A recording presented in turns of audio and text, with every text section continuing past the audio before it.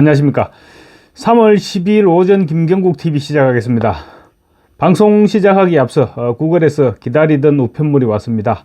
구독자 10만 명 달성 실버 버튼인데 언박싱을 할까 합니다.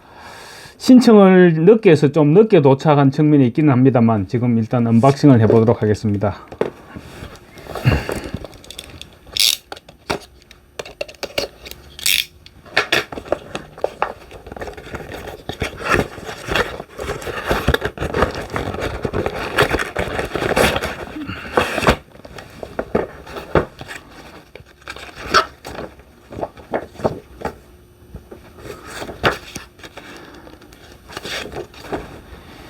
첫 번째 구독자를 기억하시나요? 100번째, 1000번째 구독자는요, 이렇게 해서 구글에서 축하하는 메시지가 이렇게 와 있습니다.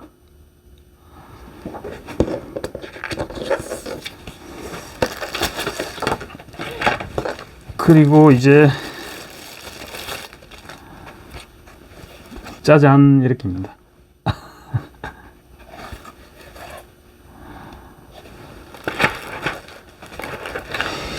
2023년 11월에 제가 유튜브 방송을 시작을 했습니다. 그래서 17개월째 들어서면서 10만 명을 달성했던 것 같습니다. 초반에는 좀 씩씩하게 진도가 나가다가 작년 총선에서 패배하면서 그때부터 좀 몇 개월간 주춤했던 것 같습니다. 그래서 저도 나름대로 부침이 좀 있었는데 앞으로도 더욱 좋은 소식 전해드리도록 열심히 그리고 또 더 많은 노력을 기울일 것을 약속드립니다.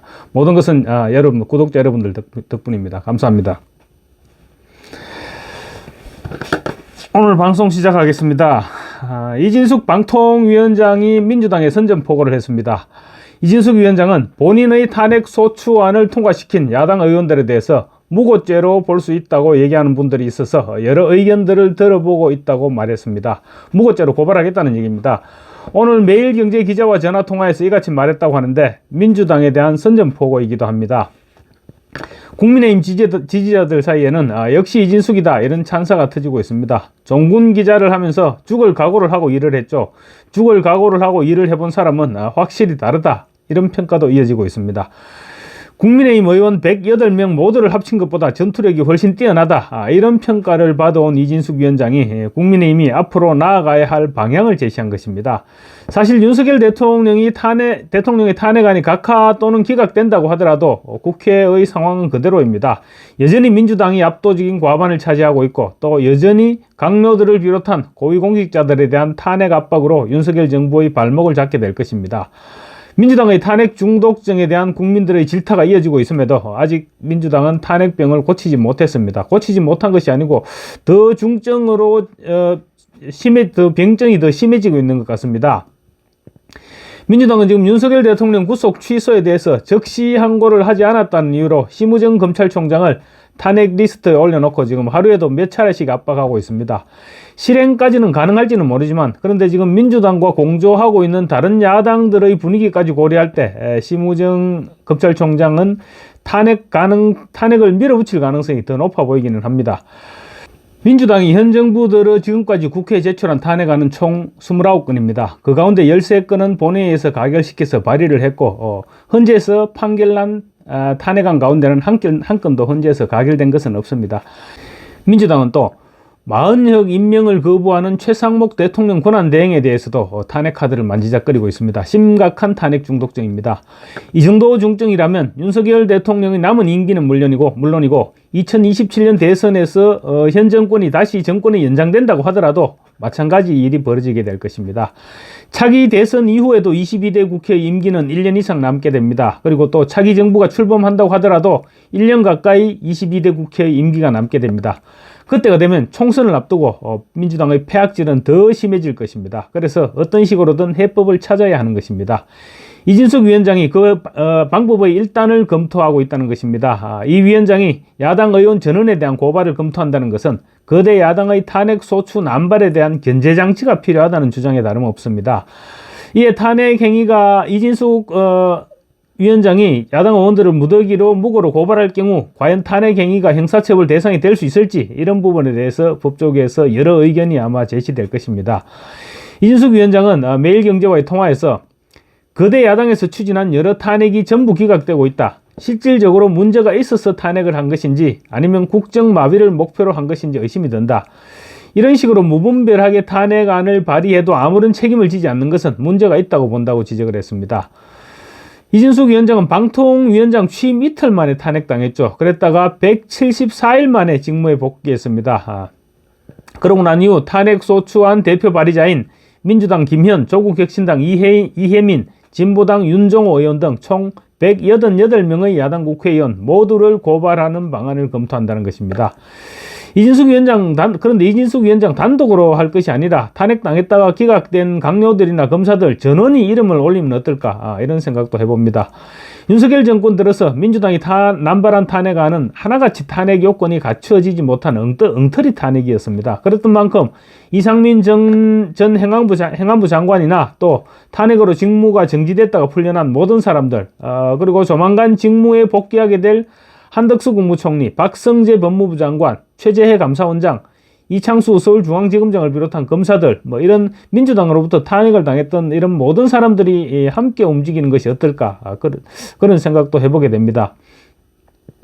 다만 국회의원은 국회에서 직무상 행한 발언과 표결에 관해서 국회 바깥에서 책임을 지지 않는다는 면책특권이 있죠. 면책특권이 있는 만큼 이 위원장이 무고죄 고발을 본격적으로 검토하게 되면 탄핵 행위를 형사처벌 대상으로 삼을 수 있을지 이 부분을 놓고 아마 갑론을박이 벌어질 것입니다. 헌법학자인 장영수 고려대 법학전문대 학원 교수는 탄핵이 불가능하다는 걸 인지한 상태에서 직무배제를 목적으로 탄핵안을 통과시킨 정황이 분명하다면 법원도 법적 제재가 가능하다고 판단할 가능성이 작지 않다.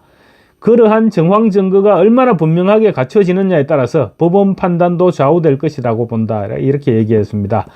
대법원에서 국회의원의 명백한 허위 고의에 의한 발언 등은 책임을 물을 수 있다고 적시한 판례도 있습니다. 지난 2003년도 허태열 한나라당 의원이 국회 대정부 질문을 통해서 써낸문 그룹이 이호철 청와대 국정상황실장을 통해서 노무현 대선 후보 측에 95억 원을 제공했다는 썰이 있다, 이렇게 주장하자 이호철 당시 실장은 자신의 명예가 훼손됐다면서 소송을 제기했습니다. 당시 재판부는 허 의원이 이 사실이 허위인 줄 몰랐다는 점을 참작해서 면책특권을 인정했으나 직무와 아무 관련이 없거나 명백히 허위임을 알면서도 허위 사실을 적시해서 타인의 명예를 훼손하는 경우 이런 부분까지 면책특권의 대상이 될 수는 없다, 이렇게 판시를 했던 적이 있습니다. 그래서 이준석 위원장이 무고죄로 고발을 한다면 한번 해볼 만은 하다, 이런 판단은 쓸 수도 있을 것 같습니다. 이준석 위원장의 고발이 실제로 성사될지 어쩔지는 알 수 없지만 국회 때문에 발생하는 혼란을 종식시키기 위한 근본적인 대책이 필요한 것은 분명합니다.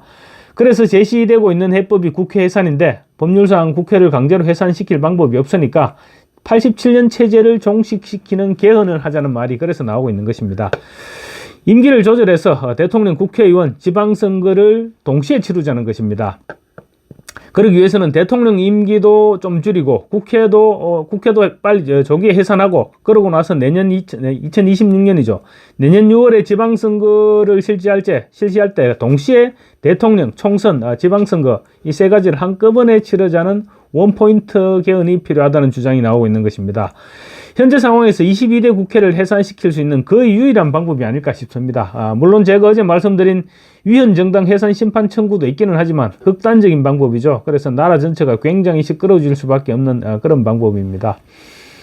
한편 나경원 의원을 비롯한 국민의힘 의원 82명이 윤석열 대통령 탄핵 심판을 각하해달라는 탄원서를 오늘 헌법재판소에 제출했습니다. 이들은 대통령 탄핵 소추 핵심 사유였던 내란죄가 철회돼서 안건의 동일성을 상실했다. 그러니 탄핵 심판을 각하해달라고 요구했습니다. 또 설령 계엄이 헌법 또는 법률 위반에 해당한다고 하더라도 민주당의 의회 독재 심각성을 고려해서 기각 결정을 해달라고 촉구했습니다. 그런데 당 지도부인 권영세 비대위원장과 권성동 원내대표, 김상훈 정책위의장, 이양수 사무총장 등 당 지도부는 헌재를 압박한다는 모양새를 피하기 위해서 탄원에 동참하지 않았습니다. 지금 이 시점에서 헌재를 압박한다는 모양새가 뭐가 그렇게 중요하다는 말입니까? 우선은 대통령을 대통령 탄핵을 기각이나 각하부터 시키고 봐야지 지금 그 모양새를 따져서 뭘 어쩌자는 말입니까? 또 안철수, 김용태, 김재섭 등 중립 성향 의원들과 친한계 성향 의원들도 탄원서에 이름을 올리지 않았습니다. 특히 김상욱 의원의 경우 만약에 탄핵안이 기각되면 죽을 때까지 단식을 하겠다고 말하기도 했습니다. 이 정도라면 굳이 당을 함께 할 이유가 없습니다. 김상욱은 하루라도 빨리 제명을 시키는 것이 당을 위해 바람직한 일입니다. 김상욱 본인도 당에 남아서 이런 식으로 고춧가루를 뿌릴 게 아니라 탈당을 해서 무소속으로 남든 아니면 민주당으로 가든 당직을 옮겨서 마음대로 떠들고 사는 게 자기 정신 건강에도 더 이롭지 않을까요? 대통령은 나라를 살려보겠다고 지금 몸을 던져서 헌신하고 있는데 집권당이라는 놈들은 자기 살궁리만 지금 하고 있는 것입니다. 그러니까 전장터에서 죽을 각오로 일해본 이진숙을 배워라 이런 말이 나오고 있는 것입니다. 감사합니다.